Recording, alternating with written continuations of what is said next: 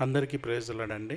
మరి ఈ సాయంకాల సమయము ఈ యొక్క బైబిల్ స్టడీ కార్యక్రమాన్ని మొదలు పెట్టుకుందాము. ముందుగా ప్రార్థన చేసుకుందాం. ప్రార్థన చేసుకున్న తర్వాత మన ప్రెసిడెంట్ గారు అరుణ్ అంకుల్ ఆదికాండం 19వ అధ్యాయం చదువుతారు. దాన్ని బట్టి మనము ఈ బైబిల్ స్టడీలో ముందుకు సాగుదాం. ప్రార్థన చేసుకుందాం. రాజాదేవ ప్రభువా, మరొక మారు మీ సన్నిధానంలోకి వస్తున్నాం తండ్రి. ఈ సాయంకాల సమయము మనైనా జయకర్ పాస్టర్ అంకుల్ మనైనా వేరే దేశానికి వెళ్ళి ఉండగా మేము పెద్దలుగా అదేవిధంగా మీ యొక్క కార్యక్రమాన్ని ముందుకు సాగిస్తుండగా బైబిల్ స్టడీలో మీరే మాకు సహాయం చేయమని, మీరే మమ్మల్ని మరుగుపరుచుకొని మాట్లాడమని, మేము మాట్లాడకుండా మీరే గూఢమైన విషయాలు మాతో మాట్లాడి మమ్మల్ని బలపరచమని, ఈ కార్యక్రమం అంతటా మీరుండమని వేడుకుంటూ ఇస్తున్నాం తండ్రి. ఆమెన్. అరుణ్ అంకుల్ ముందుకు వచ్చినట్టయితే ఆదికాండం 19వ అధ్యాయం చూసుకుందాం.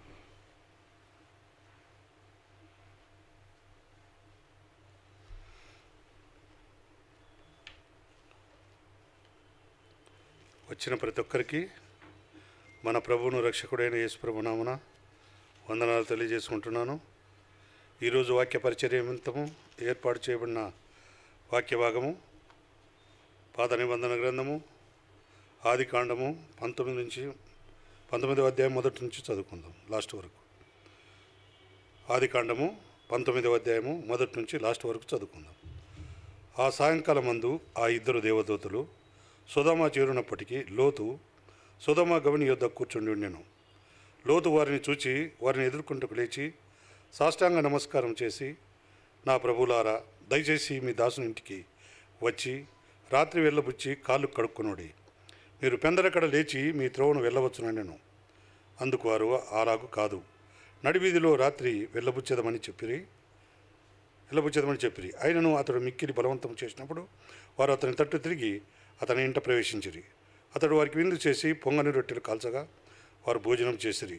వారు పండుకొనక ముందు ఆ పట్టణస్థులు అనగా సొదొమ మనుషులు, బాలులను, వృద్ధులను, ప్రజలందరూ నలుదిక్కుల నుండి కూడి వచ్చి ఆ ఇల్లు చుట్టువేసి లోతును పిలిచి, ఈ రాత్రి నీ యొద్దకు వచ్చిన మనుషులు ఎక్కడ?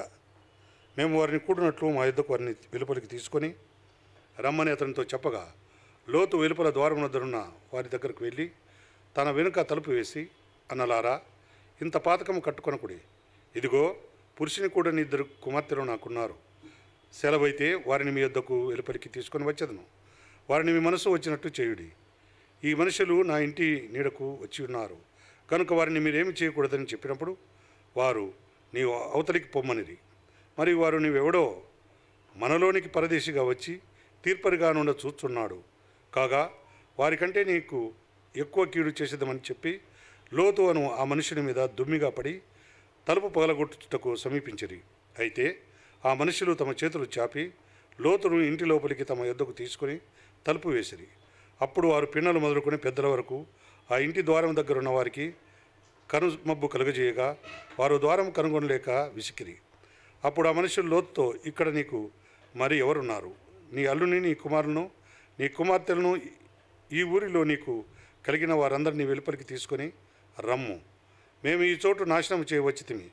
వారిని గురించిన మొర యెహోవా సన్నిధిలో గొప్పదయను గనుక దాన్ని నాశనం చేయుటకు యెహోవా మమ్మను పంపెనని చెప్పగా, లోతు బయటకు వెళ్ళి తన కుమార్తెను పెండ్లాడనైన తన అల్లులతో మాట్లాడి, లెండి, ఈ చోటు విడిచిపెట్టి రండి, యెహోవా ఈ పట్టణమును నాశనం చేయబోతున్నాడని చెప్పాను. అయితే అతడు తన అల్లుల దృష్టికి ఎగతాళి చేయవని వలి ఉండెను. తెల్లవారినప్పుడు ఆ దూతలు లోతును త్వరపెట్టి, లెమ్ము, ఈ ఊరి దోషశిక్షలో నశించిపోకుండా నీ భార్యని ఇక్కడున్న నీ ఇద్దరు కుమార్తెలను తీసుకొని రమ్మని చెప్పిరి. అతడు తడువు చేశాను. అప్పుడు అతని మీద యెహోవా కనికరపడటం వలన ఆ మనుషులు అతని చేతిని, అతని భార్య చేతిని, అతని ఇద్దరు కుమార్తెల చేతులను పట్టుకొని వెలుపలికి తీసుకుని వచ్చి ఆ ఊరి బయట ఉంచిరి. ఆ దూతలు వారిని వెలుపలికి తీసుకుని వచ్చిన తర్వాత ఆయన, నీ ప్రాణమును దక్షించుకున్నట్లు పారిపోము, నీ వెనుక చూడకము, ఈ మైదానంలో ఎక్కడనూ నిలవక నీవు నశించిపోకుండా ఆ పర్వతమునకు పారిపోమని చెప్పగా, లోతు, ప్రభా, అలాగు కాదు, ఇదిగో నీ కటాక్షం నీ దాసుని మీద వచ్చినది. నా ప్రాణము రక్షించుట వలన నీవు నా ఎడలా కనపరిచిన నీ కృపను గణపరిచితిని. నేను ఆ పర్వతమునకు తప్పించుకొని పోలేను. ఈ కీడు నాకు సంభవించి చచ్చిపోవుదునేమో. ఇదిగో పారిపోవుటకు ఈ ఊరు సమీపంలో ఉన్నది. అది చిన్నది. నన్ను అక్కడికి తప్పించుకొని పోనేమో. అది చిన్నది కదా. నేను బ్రతుకుదనని చెప్పినప్పుడు ఆయన, ఇదిగో నీవు చెప్పిన ఈ ఊరు నాశనం చేయను. ఈ విషయంలో నీ మనవి అంగీకరించి తిని నీవు త్వరపడి అక్కడికి తప్పించుకొని పోము. నీవక్కడ చేరు వరకు నేనేమీ చేయను. అందుచేత ఆ ఊరికి సోయరు అని పేరు పెట్టబడెను. లోతు సోయరుకు వచ్చినప్పుడు ఆ దేశంలో సూర్యుడు ఉదయించను. అప్పుడు యెహోవా సొదొమ మీదను గొమొర్రా మీదను యెహోవా యుద్ధ నుండి గంధకమును అగ్నిని ఆకాశం నుండి కురిపించి ఆ పట్టణములను ఆ మైదానమందటిని ఆ పట్టణంలో నివసించు వారందరినీ నేల మొలకలను నాశనం చేసెను. అయితే లోతు భార్య అతని వెనుక నుండి తిరిగి చూచి ఉప్పు స్తంభమాయను. తెల్లవారినప్పుడు అబ్రహాం లేచి తాను యెహోవా సన్నిధి నిలిచిన చోటికి వచ్చి సొదొమ గొమొర్రాల తట్టును ఆ మైదానపు ప్రదేశం యావత్తును చూడగా, అదిగో ఆ ప్రదేశపు పొగ ఆవము పొగవలే లేచుండెను. దేవుడు ఆ మైదానపు పట్టణములను పాడు చేయనప్పుడు దేవుడు అబ్రహాంను జ్ఞాపకం చేసుకుని లోతు కాపురమున్న పట్టణములను నాశనం చేసినప్పుడు ఆ నాశనం మధ్య లోతు నశించకుండా అతని తప్పించెను. లోతు సోయరులో నివసించుటకు భయపడి తన 2 కుమార్తెలతో కూడా సోయరు నుండి పోయి ఆ పర్వతమందు నివసించెను. అతడును అతని 2 కుమార్తెలు ఒక గుహలో నివసించిరి. అట్లుండగా అక్క తన చెల్లెలితో, మన తండ్రి ముసలివాడు, సర్వలోక మర్యాద చొప్పున మనతో పోవుటకు లోకములో ఏ పురుషుడును లేడు. మన తండ్రికి ద్రాక్షరసం తాగించి అతనితో శయనించి మన తండ్రి వలన సంతానం కలుగజేసుకుందాం రమ్మని చెప్పాను. ఆ రాత్రి వారు తమ తండ్రికి ద్రాక్షరసం తాగించిన తర్వాత అతని పెద్ద కుమార్తె లోపలికి వెళ్ళి తన తండ్రితో శయనించాను. కానీ ఆమె ఎప్పుడు శయనించనో ఎప్పుడు లేచిపోయినో అతనికి తెలియలేదు. మరునాడు అక్క తన చెల్లెల్ని చూసి, నిన్నటి రాత్రి నా తండ్రితో నేను శయనించి తిని ఈ రాత్రి అతనికి ద్రాక్షారసం తాగించిన తర్వాత నీవు లోపలికి వెళ్ళి అతనితో శయనించుము. అలాగున మన తండ్రి వలన సంతానం కలుగు చేసుకుందామని చెప్పాను. ఆ రాత్రి వారు తమ తండ్రికి ద్రాక్షారసం తాగించిరి. అప్పుడు ఆ చిన్నది లేచి అతనితో శయనించాను. ఆమె ఎప్పుడు శయనించానో ఎప్పుడు లేచిపోయానో అతనికి తెలియదు. అలాగున లోతు యొక్క 2 కుమార్తెలు తమ తండ్రి వలన గర్భవతులైరి. వారిలో పెద్దది కుమారుని కని అతనికి మోయాబు అని పేరు పెట్టెను. అతడు నేటి వరకు మోయాబీలకు మూలపురుషుడుగా ఎంచబడును. చిన్నది కూడా కుమారుని కని వానికి బెన్నెమ్మి అని పేరు పెట్టెను. అతడు నేటి వరకు అమ్మోనీలకు మూలపురుషుడుగా ఎంచబడును. దేవుడు పరిశుద్ధ వాక్యం దీవించునుగా.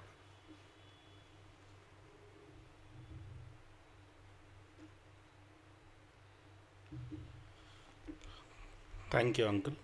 మరి ఈ యొక్క అధ్యాయంలో మనం చూసుకున్నట్టయితే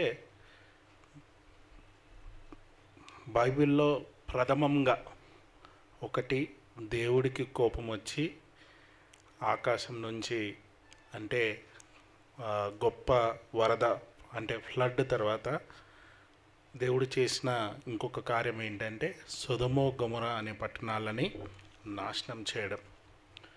మరి దీంట్లో ఒక మంచి కూడా ఉందన్నమాట. దీంట్లో ఏముందంటే అబ్రహాంని చూసుకున్నట్టయితే అబ్రహాము ఒక పని చేసిండు. 18వ అధ్యాయంలో దేవుడితో పాటు ఇతర దేవదూతలు మమ్రే దగ్గర ఉన్నప్పుడు ఆయన దగ్గరికి రావడం జరిగింది. వారికి భోజన వసతి అంతా చేసిన తర్వాత అబ్రహాము నుంచి 2 దేవదూతలు సొదొమ గొమొర్రాకు వెళ్ళిపోయారు. అక్కడే దేవుడు ఉండడం జరిగింది. ఉన్నప్పుడు దేవుడు ఏమనుకుంటున్నాడు అంటే, నేను చేయబోయే నాశనము సొదొమ గొమొర్రా చేయబోయే నాశనము అబ్రహాంకి తెలపాలా లేదా అని అనుకొని తెలియపరచడం జరిగిందనమాట. తెలియపరిచినప్పుడు దీంట్లో చేసిన పని ఏంటంటే బైబిల్లో ఫస్ట్ టైం మెన్షన్ చేసింది ఒక ఇంటర్సెషన్ ప్రేయర్, విజ్ఞాపన ప్రార్థన వల్ల ఏమి జరిగిందనేది మనము ఈ 19వ అధ్యాయంలో చూసుకుందాము. యాక్చువల్గా ఏంటంటే దేవుడు ఆ సొదొమ గొమొర్రా పట్టణాలని రెండింటిని కూడా నాశనం చేయాలని నిర్ణయించుకున్నాడు అనమాట. దానికంటే ముందు మనము డీటెయిల్స్లోకి వెళ్ళే దానికంటే ముందు ఒక్కసారి 18వ అధ్యాయము ఆదికాండం 18:20 ఒకసారి చదువుకుందాము. మరియు యెహోవా సొదొమ గొమొర్రాలను గూర్చిన మొర గొప్పది గనుకను వాటి పాపము బహుభారమైనది గనుకను నేను దిగిపోయి నా యొద్దకు వచ్చిన ఆ మొర చొప్పుననే వారు సంపూర్ణంగా చేసిరో లేదో చూచెదను. అంటే దేవుడు మానవునితో పాటు సృష్టి దేవుడు చేసిందే. Creation has been made by God. కాబట్టి ఆ సృష్టి అంతా ఏదైనా తప్పిదము మానవుడు చేసినప్పుడు మానవునికి విరుద్ధంగా దేవునికి మొరపెడుతుందట.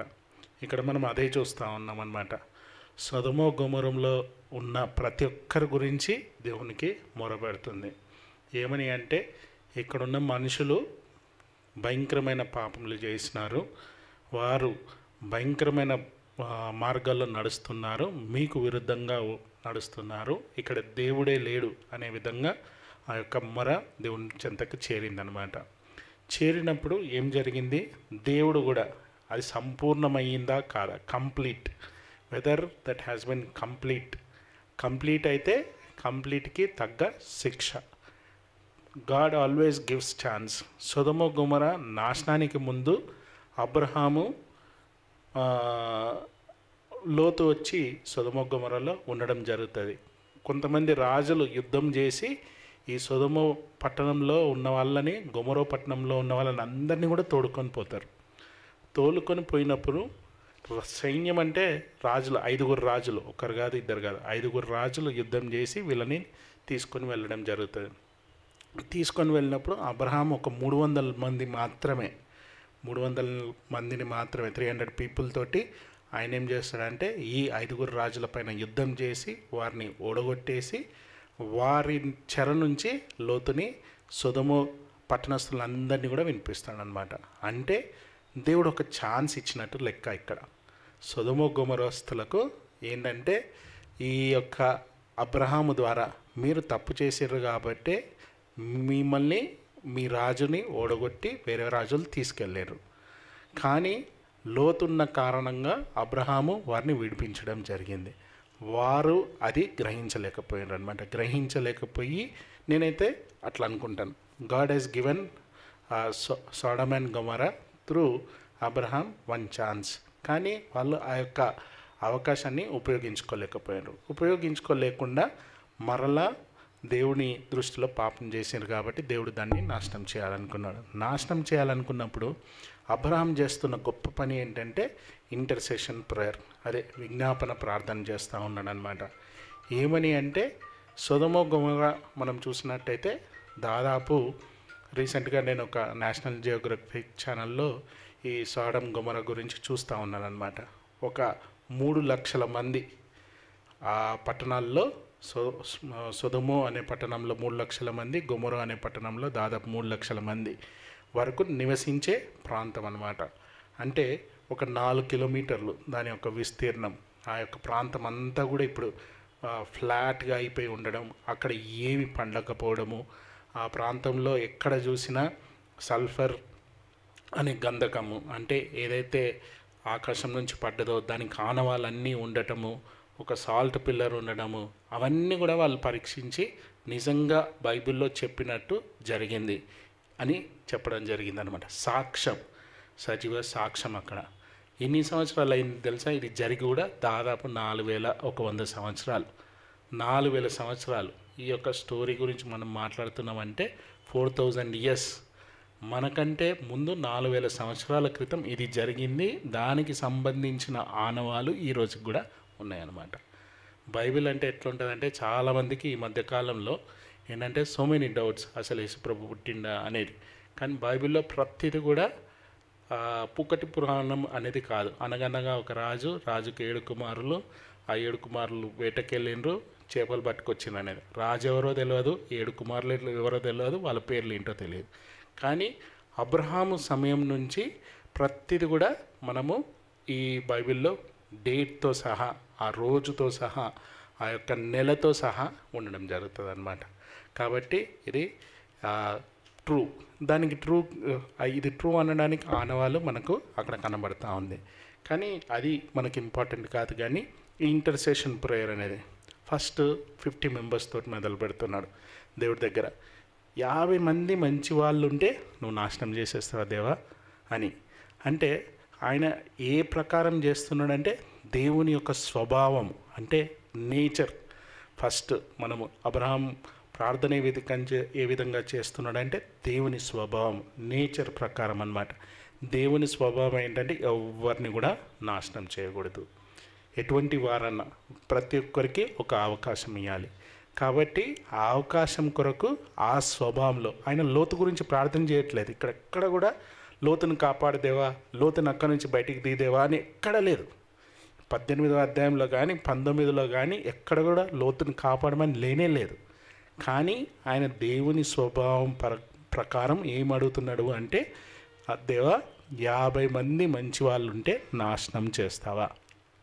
దేవుని స్వభావం ఏంటంటే నాశనము చేయడం ఆయనకి ఇష్టం ఉండదు. కాబట్టి ఫస్ట్ ఓకే 50 మంది లేరయ్యా అబ్రహాము అని చెప్పిండు అనమాట. సరే 50 మంది లేకపోతే నేను మీ దగ్గరలో ఉన్నాను, మీతో పాటు ఉన్నాను, మీకు నేను విజ్ఞాపన చేస్తున్నాను కాబట్టి తగ్గింపుతోటి 5 తక్కువ ఉంటే 45 ఉంటే నాశనం చేస్తామని అడుగుతున్నాడు. అట్లా ఒక్కసారి కాదు 6 సార్లు అడిగిండనమాట. 50 నుంచి 45, 45 నుంచి 40, 40 నుంచి 30, 30 నుంచి 20, 20 నుంచి 10, దాదాపు 6 సార్లు అడగడం జరిగింది. ఫస్ట్ ఏంటంటే దేవుని స్వభావం ప్రకారం, నేచర్ ఆఫ్ గాడ్ ప్రకారము అడుగుతూ ఉన్నాడు. ఇంకోటి ఏంటంటే దేవుని చిత్తము, purpose and will of God. దేవుని చిత్తం ఏంటి? అది నాశనం చేయాలి. కానీ దాంట్లో ఆ చిత్తంలో కూడా దేవుడు ఏంటంటే ఆయన యొక్క మహాకృప చొప్పున అంటే ఆ గ్రేస్ ప్రకారము ఆ ప్రార్థన ఆలకిస్తున్నాడు అనమాట. అబ్రహాం ఒక మానవుడు అంతే, కానీ దేవుడు ఆయనకు ప్రార్థించుటకు స్కోప్ ఇస్తున్నాడు అనమాట.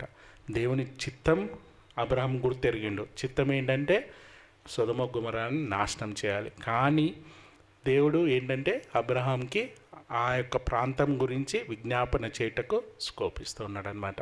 ఈ ప్రపంచం అంతా కూడా ఒకరోజు నాశనం చెందుతుంది.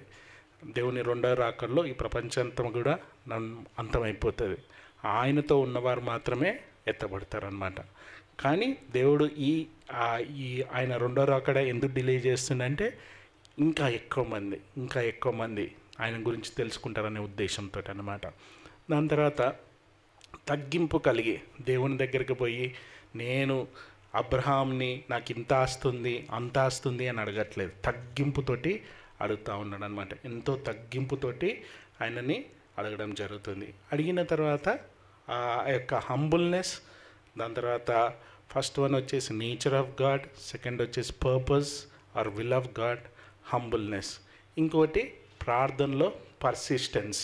మనం చాలామంది ప్రార్థన చేసేటప్పుడు ఏం చేస్తామంటే మధ్యలో ఆగిపోతాం. కానీ ఇక్కడ ఏంటంటే హీస్ పర్సిస్టెంట్, అంటే మరల దేవుణ్ణి అడుగుతూ ఉన్నాడు. 50 మంది, 45 మంది, 40 మంది, 30 మంది, 20 మంది, 10 మంది అని 6 సార్లు దేవుణ్ణి విజ్ఞాపన చేసిందనమాట. 10 మంది దగ్గర ఆగిపోయాడు. ఇంకా ఆయనకు అనిపించిందేమో, అయ్యో ఇంత పెద్ద పట్టణాల్లో 6 లక్షల మంది ఉండే పట్టణాల్లో 10 మంది కూడా లేరా అని. మనం కూడా ఒకసారి బేరీజ్ చేసుకుందాం. మన భారతదేశంలో కానీ ప్రపంచంలో కానీ ఒక్కొక్క పట్టణంలో దాదాపు మనం హైదరాబాద్ పట్టణమే చూసుకుంటే దాదాపు 3 కోట్ల నుంచి 4 కోట్ల మంది. దీంట్లో ఎంతమంది దేవుని గుర్తెరిగిన వాళ్ళు ఉంటారు? ఎంతమంది ఒకవేళ దేవుడు వస్తే ఎత్తబడే వాళ్ళు ఉంటారు? కాబట్టి వాళ్ళందరి గురించి విజ్ఞాపన చేయాలనే ఉద్దేశము ఇక్కడ మనకు కనబడతా ఉందన్నమాట. దాని తర్వాత ఆయన చేసిన తర్వాత ఏం కార్యం జరిగింది ఒకసారి మనం చూసుకుందాము. ఆయన ఆ విజ్ఞాపన చేసిన తర్వాత దానివల్ల వచ్చిన రిజల్ట్, ప్రార్థన వల్ల వచ్చిన రిజల్ట్ మనం ఒక్కొక్కటిగా చూసుకుందాము. ఒకసారి 19:15 ఆదికాండం 19:15 తెల్లవారినప్పుడు ఆ దూతలు లోతుని త్వరపెట్టి లెమ్ము. యాక్చువల్గా ఈయనకేంటంటే ఈయన ఇక్కడ నాశనం చెందాలి, లోతు ఇక్కడ చనిపోవాలి వారితో పాటు, సొదొమ గొమొర్రా వాళ్ళతో పాటు. కానీ అబ్రహాము ప్రార్థన చేసినందుకు లోతుని గుర్తు చేసుకున్నాడు. Lot is not a righteous man. లోతు గురించి ఎక్కడ కూడా బైబిల్లో ఆయన గురించి ఈ నీతిమంతుడని లేకపోతే ఇంకేదన్నా కానీ ఆయన గురించి రాయపడలేదు. కానీ అబ్రహాము ప్రార్థన చేసిండు కాబట్టి దూతలు ఇక్కడ ఆయనని గుర్తుంచుకొని ఆయనని ఏంటంట తెల్లవారినప్పుడు ఆ దూతలు లోతుని త్వరపెట్టినాయి. ఆ దూతలు వచ్చి ఫస్ట్ ఆఫ్ ఆల్ ఏంటంటే ఆ లోతు దగ్గరికి రావడం, దాని తర్వాత యాక్చువల్గా ఏంటంటే ప్రార్థన చేయకపోతే నైటే కురిపించేవాడేమో దేవుడు, కానీ ఇక్కడ విజ్ఞాపన చేసిండు కాబట్టి ఆ విజ్ఞాపన వలన లోతుని త్వరపెట్టడం జరిగింది. దాని తర్వాత ఫస్ట్ ప్రార్థన వల్ల వచ్చిన రిజల్ట్ ఏంటి? ఒకటి లోతు కుటుంబం కాపాడబడ్డం. దాని తర్వాత లోతుని దేవదూతలు త్వరపెట్టినాయి.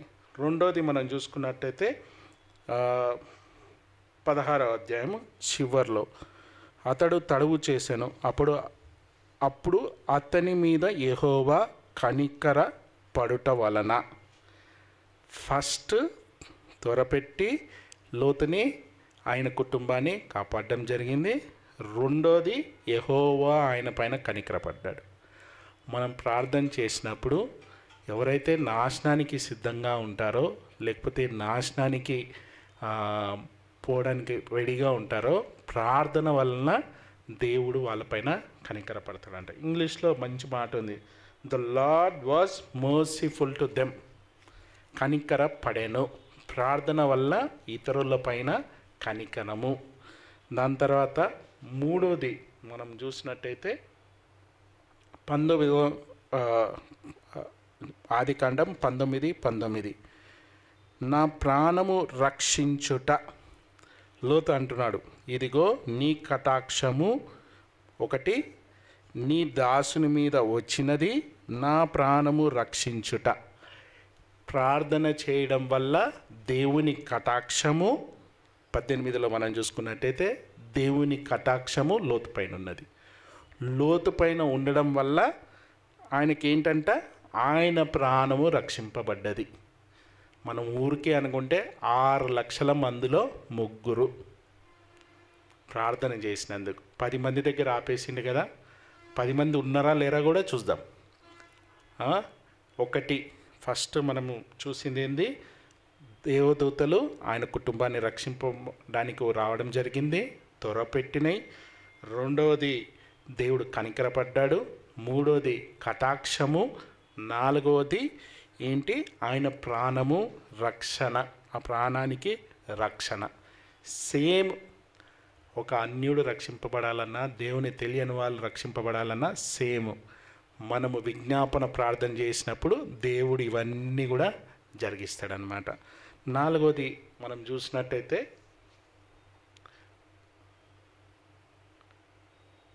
అదే 19:19లో చివరి మాట, నా ప్రాణము రక్షించుట వలన నీవు నా ఎడల కనపరిచిన నీ కృప మనకు అయిపోయింది, కృపను గనపరిచితివి. నేను ఆ పర్వతమునకు తప్పించుకుపోలేను, తప్పించుకొని పోలేను. ఈ కీడు నాకు సంభవించి చనిపోదునేమో. యాక్చువల్గా ఇంగ్లీష్లో ఏముంటుందంటే,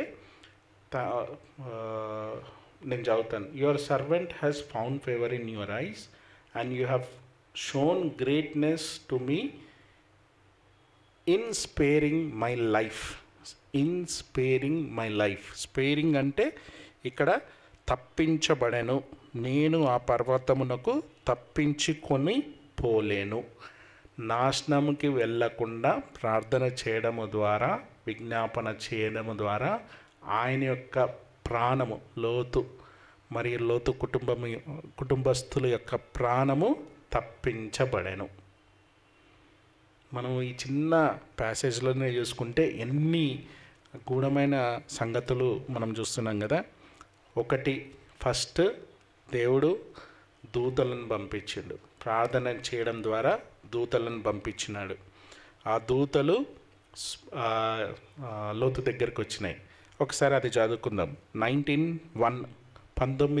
ఆదికాండం 19:1 ఆ సాయంకాలం అందు ఆ 2 దేవదూతలు సొదొము చేరునప్పటికీ లోతు సొదొము గవని యొద్ద కూర్చుండెను. లోతు వారిని చూచి వారిని ఎదుర్కొంటకు లేచి సాష్టాంగపడి నమస్కారము చేసి. కాబట్టి దేవదూతలు నాశనానికి వచ్చినా కానీ లోతుని చూసి లోతు చేసిన దాన్ని బట్టి సరే ఈయనలో ఇంకా కొద్దిగా సొదొమ గొమొర్రాలో ఉన్నా కానీ కొద్దిగా మానవత్వం అనేది ఉంది అనే ఉద్దేశంతోటి ఆ ప్రార్థనకు జవాబుగా ఈయన కుటుంబాన్ని కాపాడడం జరిగిందనమాట. దాని తర్వాత నెక్స్ట్ ఆయనను త్వరపెట్టడం జరిగింది. నాశనంలోకి నువ్వు వెళ్ళకూడదు అని త్వరపెట్టడం జరిగింది. దాని తర్వాత నెక్స్ట్ కనికరము. దాని తర్వాత నెక్స్ట్ మనం చూసినట్టయితే ప్రాణము రక్షింపబడ్డది. దాని తర్వాత ఇంకొకటి తప్పించబడ్డది. అంటే ఆయనకు ఆ యొక్క ఏమంటారు భయంకరమైన ఆ యొక్క పనిష్మెంట్లో తప్పించబడ్డాడు అనమాట. దాని తర్వాత మనం చూసినట్టయితే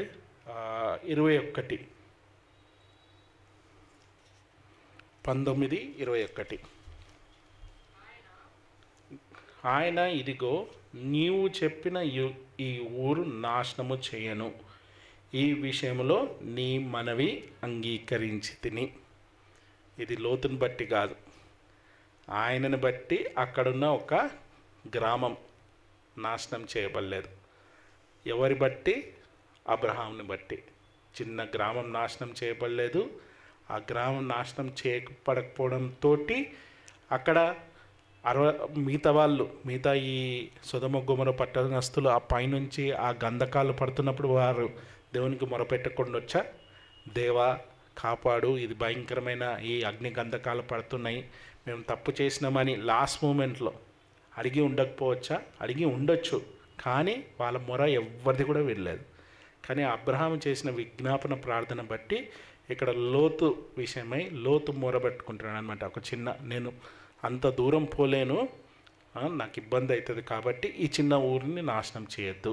కాబట్టి ఆయన వలన ఏంటంటే ఆ ఊరు నాశనం చేయబడకుండా ప్లస్ ఆయన మొర ఆలకించడం జరిగింది. దాని తర్వాత చివరిదిగా మనం చూసుకున్నట్టయితే 19:29 దేవుడు ఆ మైదానపు పట్టణములను పాడు చేసినప్పుడు దేవుడు అబ్రహామును జ్ఞాపకము చేసుకుని లోతు కాపురమున్న పట్టణములను నాశనము చేసినప్పుడు ఆ నాశనము మధ్యన లోతు నశించకుండా అతన్ని తప్పించాను.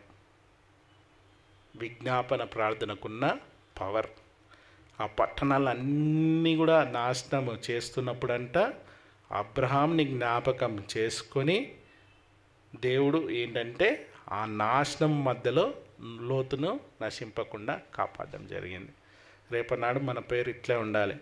డోనా చేసిన ప్రార్థన బట్టి డోనా కుటుంబస్తులు ఎవ్వరు కూడా నాశనము చెందకుండా డోనాను బట్టి వీరందరూ కూడా రక్షింపబడ్డారు అని రాసి ఉండాలన్నమాట. ప్రతి ఒక్కరి జీవితంలో అది ఉండాలి. ఇది విజ్ఞాపన ప్రార్థన. బైబిల్లో ఫస్ట్ టైం మెన్షన్ చేస్తారు ఈ విజ్ఞాపన ప్రార్థన. ఆయన ఇందాక నేను చెప్పినట్టు he was humble, he was talking according to the nature of God, he was modest, plus ఏంటంటే హీ వాజ్ పర్సిస్టెంట్. నిలకడగా అడుగుతూనే ఉన్నాడు, ఆగలేదు, అడుగుతూనే ఉన్నాడు. కాబట్టి దేవుడు ఆ ప్రార్థనకు జవాబుగా 7 గొప్ప ధన్యతలు లోతుకి ఇవ్వడం జరిగింది. లోతును కాపాడడానికి 2 దేవదూతలు, దాని తర్వాత ఆ దేవదూతలు నాశనానికి వెళ్ళకుండా అతన్ని త్వరపెట్టడమే కాకుండా ఆయన పైన కటాక్షము, ఆయనని అక్కడి నుంచి తప్పించడము, ఆయనను రక్షించడము, అంత పెద్దది జరుగుతున్నా కానీ ఆయన యొక్క మొర ఆలకించడం, చిన్న ఊరు నాశనం చేయకపోవడం, ప్లస్ అంత నాశనము జరుగుతున్నా కానీ 4000 సంవత్సరాల తర్వాత కూడా దాన్ని మనం గుర్తు చేసుకుంటున్నాము. అంటే అది జరుగుతున్నా కానీ లోతుని మాత్రం కాపాడడం జరిగిందనమాట. సరే, ఆయన 10 మంది గురించి ప్రార్థన చేసిండు. 10 మంది మరి ఉన్నారా లేరా మనం చూసుకుందాం. మనం చాలామంది గురించి ప్రార్థన చేయొచ్చు, కానీ సమ్టైమ్స్ ఏంటంటే వాళ్ళు వినరు. ఒకసారి 19:14 ఒకసారి చూసుకుందాం. లోతు బయటకు వెళ్ళి తన కుమార్తెలను పెండ్లాడనైనున్న తన అల్లులతో మాటలాడి లెండి. అంటే లోతు భార్య ఇద్దరు కుమార్తెలను పెళ్ళాడనై ఉన్న ఈ సంస్కృతికి ఎట్లా ఉంటుందంటే 16-18 ఇయర్స్ ఉన్నప్పుడే ఎంగేజ్మెంట్ చేసేస్తారు మా యూదా సంస్కృతి ప్రకారం. కాబట్టి 16-18 ఇయర్స్ నుంచి ఎంగేజ్మెంట్ అయిపోయినరు అని అంటే వాళ్ళకు మ్యారేజ్ అయిపోయినట్టే లెక్క. ఇక్కడ ఏంటి, 2 కుమార్తెలు 2 అల్లుళ్ళు. ఎంతమంది అయినరు? 4. దాని తర్వాత దానికంటే ముందు ఒక్కసారి స్టార్టింగ్లో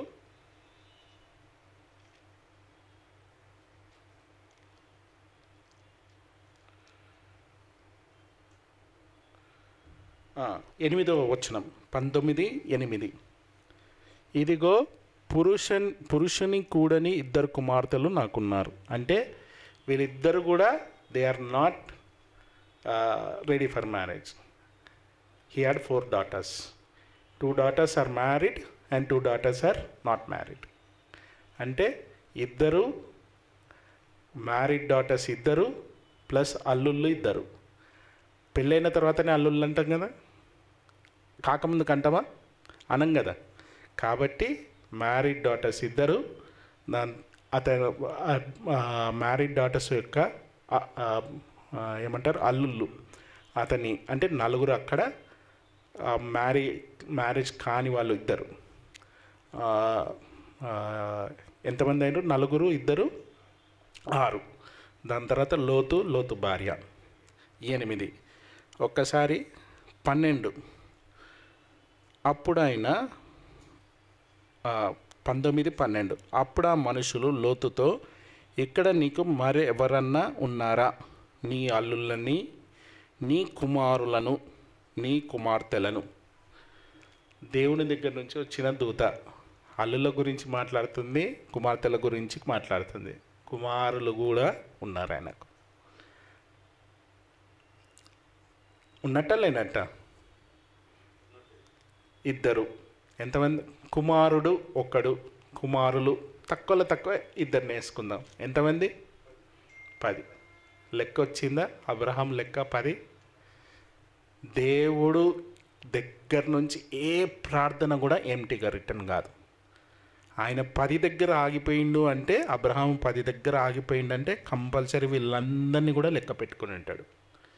10 మంది దేవుని చిత్తంలో ఉంటే రక్షింపబడ్డది 3. ఇది దేవుని చిత్తం. అబ్రహాము 10 మంది గురించి ప్రార్థన చేస్తే ఆ 10 మంది ప్రార్థన దేవుడు విన్నాడు, 10 మంది గురించి ప్రార్థన విన్నాడు. కానీ రక్షింపబడ్డది మాత్రం 3. ఎవరు? లోతు పెళ్ళి కాని 2 కుమార్తెలు, 3 మాత్రమే. లోతు భార్య కూడా కాదు. లోతు భార్యతో పాటు పెళ్ళైన 2 కుమార్తెలు, అల్లుళ్ళు 2 కుమారులు, మొత్తం 10 మంది అన్నమాట. సో ప్రార్థన అనేది ఎప్పుడు కూడా వ్యర్థంగా రాదన్నమాట. ఎప్పుడు కూడా కంపల్సరీ దానికి జవాబు అనేది వస్తుంది. కానీ we should pray according to the nature of God. అంటే దేవుని స్వభావం బట్టి, నేను ఇందాక చెప్పినట్టు స్వభావం బట్టి. ఆ స్వభావం ఏంటి? ఎవ్వరు కూడా నశించిపోకూడదు అని. అట్లనే అబ్రహాం చేసిండు. కానీ లోతుని కాపాడమని ఎక్కడ కూడా చేసిండు ఎక్కడైనా? ఒకసారి మనం 18 ఎక్కడి నుంచి అంటే 18:20 నుంచి చదువుకుందాం ఒక్కసారి. మరియు యెహోవా సొదొమ గొమొర్రాలను గూర్చి నా మొర గొప్పది గనుకను, వాటి పాపం బహుభారమైనది గనుకను నేను దిగిపోయి నా యొద్దకు వచ్చిన ఆ మొర చొప్పునే వారు సంపూర్ణంగా చేసిరో లేదో చూసేదను, చేయని ఎడల నేను తెలుసుకొందును అనెను. ఆ మనుషులు అక్కడి నుండి తిరిగి సొదొమ వైపుగా వెళ్ళిరి. అబ్రహాము ఇక యెహోవా సన్నిధిని నిల్చుండెను. అప్పుడు అబ్రహాము సమీపించి ఇట్లనెను, దుష్టులతో కూడా నీతిమంతులను నాశనం చేయుదువా? ఆ పట్టణంలో ఒకవేళ 10 మంది నీతిమంతులు ఉండిన ఎడల దానిలో ఉన్న 10 మంది నీతిమంతుల నిమిత్తం ఆ స్థలమును నాశనము చేయక కాయవా? చేయక కాయవా? ఆ చొప్పున చేసి దుష్టులతో కూడా నీతిమంతులను చంపుట నీకు దూరమవునుగాక. నీతిమంతుని దుష్టునితో సమానంగా ఎంచుట నీకు దూరమవునుగాక. సర్వలోకమునకు తీర్పు తీర్చువాడు న్యాయము చేయడా అని చెప్పినప్పుడు యెహోవా, సొదొమ పట్టణంలో 70 మంది నీతిమంతులు నాకు కనబడిన ఎడల వారిని బట్టి ఆ స్థలమంతటిని కాయుదుననెను. అందుకు అబ్రహాము, ఇదిగో ధూళియు బూడిదనైన నేను ప్రభుతో మాటలాడ తెగించుచున్నాను. 70 మంది నీతిమంతుల్లో ఒకవేళ 5 తక్కువైతే 5 తక్కువైనందున ఆ పట్టణం అంతయు నాశనము చేయుదువా అని మరలా అడిగాను. అందుకు ఆయన, అక్కడ 45 నాకు కనబడిన ఎడల నాశనము చేయననెను. అతడు ఇంకా ఆయనతో మాట్లాడుచు, ఒకవేళ అక్కడ 40 మందియే కనబడుదురేమో అన్నప్పుడు ఆయన ఆ 40 మందిని బట్టి నాశనము చేయకయుందునని చెప్పగా, అతడు ప్రభువు కోపపడని ఎడల నేను మాట్లాడేదను. ఒకవేళ అక్కడ 30 మందియే కనబడుతుందేమో అనినప్పుడు ఆయన, అక్కడ 30 మంది నాకు కనబడిన ఎడల నాశనము చేయననెను. అందుకతడు, ఇదిగో ప్రభుతో మాట్లాడ తెగించి తిని, ఒకవేళ అక్కడ 20 మంది కనబడుదురేమో అని నప్పుడు ఆయన ఆ 20 మందిని బట్టి నాశనము చేయకుందుననగా, అతడు ప్రభు కోపపడని ఎడల నేను ఇంకొక మారే మాట్లాడేదను. ఒకవేళ అక్కడ 10 మంది కనబడుదురేమో అన్నప్పుడు ఆయన ఆ 10 మందిని బట్టి నాశనము చేయక ఉందుననెను.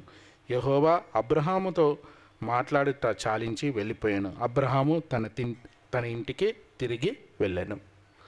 ఎక్కడన్నా లోతు గురించి ఉందా? ఎక్కడ కూడా లోతు గురించి లేదు.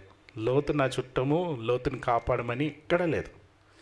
కానీ 10 మంది, గాడ్స్ పర్పస్ వాస్ 10 మంది, కానీ దేవుని చిత్తంలో 3 బయటపడ్డారనమాట. అదేవిధంగా మనం ప్రార్థన చేస్తున్నప్పుడు ఏంటంటే, అందరి గురించి ప్రార్థన చేసినప్పుడు, విజ్ఞాపన ప్రార్థన చేసినప్పుడు దేవుడు తప్పకుండా దాన్ని ఆలకించి దానికి తప్పకుండా జవాబిస్తాడు. జవాబు ఇవ్వడమే కాకుండా ఆయన ఏంటంటే కృపామయుడు, దయామయుడు. ఇందులో ఉన్నట్టు కనికరము పడతాడు, కటాక్షం చూపిస్తాడు, నాశనముకు పోకుండా రక్షిస్తాడనమాట. ఇప్పుడు మనము చూసినట్టయితే మన ప్రపంచ జనాభా ఏంటంటే, చాలామందికి ఒక అపోహ ఉంటుంది.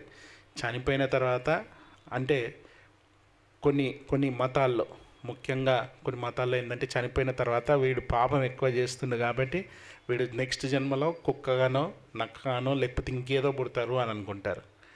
కానీ సరే, ఎవరన్నా నీతిమంతులు ఉన్నారా? బైబిల్ ప్రకారం నీతిమంతుడు ఒక్కడైనను లేడు, మంచి చేయవాడు ఒక్కడైనను లేడు.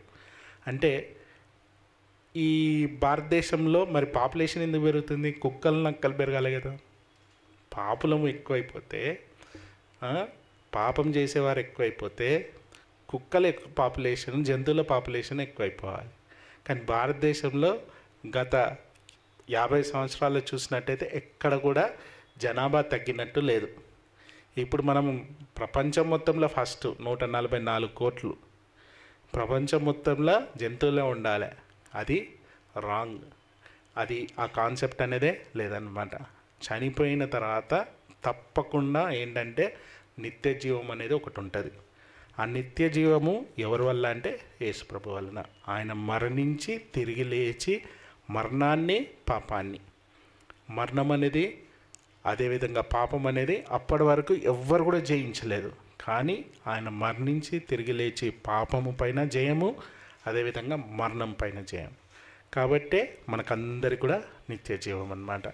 కాబట్టి ఈ విజ్ఞాపన ప్రార్థన చేసినప్పుడు ప్రతి ఒక్కరు కూడా ఆయన ఆ యొక్క సంరక్షణలోకి వస్తారనమాట. వినడము వినకపోవడం వాళ్ళ ఇష్టం. కాబట్టి ఎల్లప్పుడూ మనము ప్రార్థన చేస్తూ ఉండాలి. లూకా 19:10 ఒక్కసారి చూసుకుందాము. లూకా 19:10.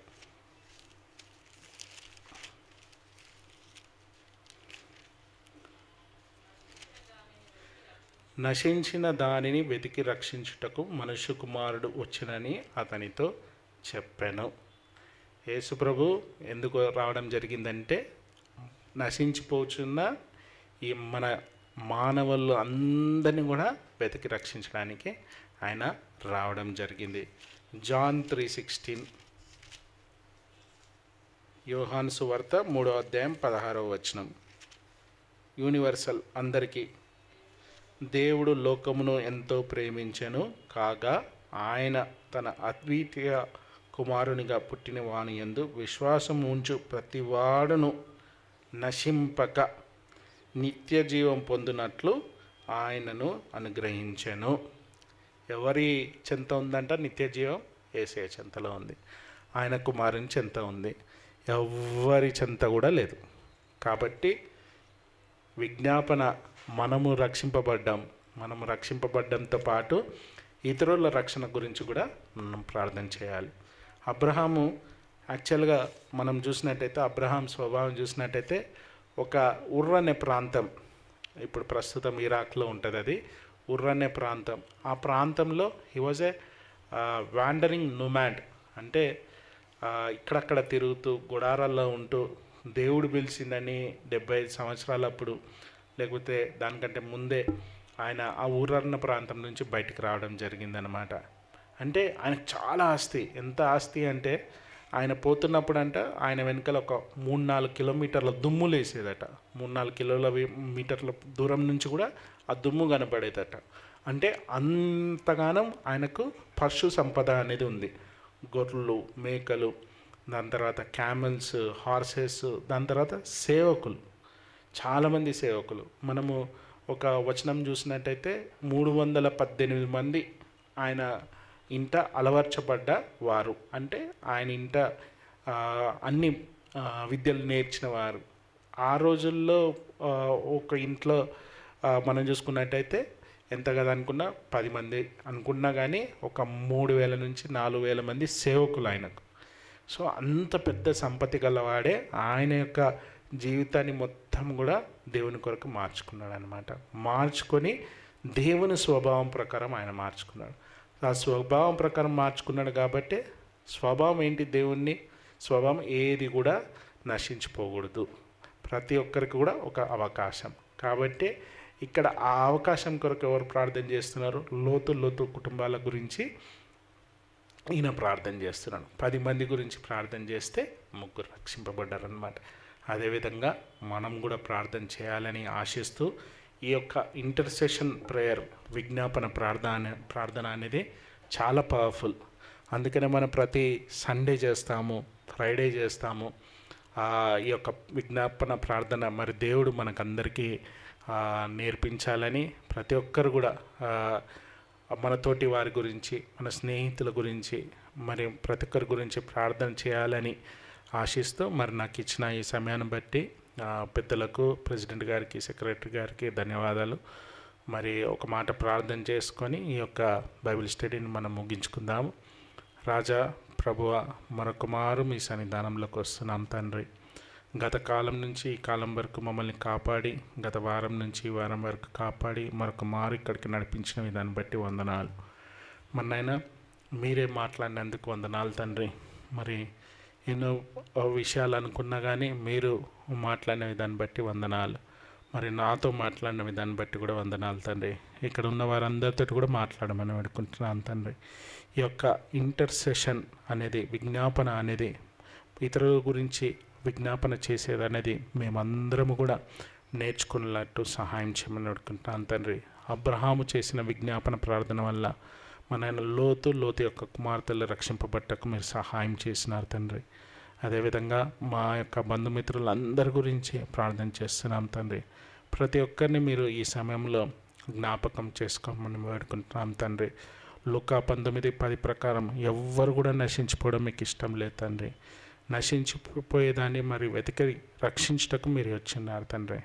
వారిని మీ నామంలో మేము అడుగుతున్నాం తండ్రి. మీరే వారికి రక్షణ దయచేయమని, మరి ఒకరోజు మీతో పాటు మేమందరం కూడా ఎత్తబడే గుంపులో ఉండేటకు సహాయం చేయమని, మాలో ఏమైనా లోటుపాట్లు ఉంటే అవన్నీ కూడా తీసివేసి సరిచేయమని వేడుకుంటూ, మన ఇంకా ఆ సంఘాన్ని కూడా దీవించి ఆస్వాదించమని, మన రానున్న కాలంలో మన జరగబోయే కార్యక్రమాల్లో అన్నిట్లో మీరుండి మీరు నడిపించమని ఈ కొద్ది ప్రార్థన నా ప్రియుడు గొప్ప రాజైన యేసుక్రీస్తు నామములో వేడుకుంటున్నాం తండ్రి. ఆమెన్.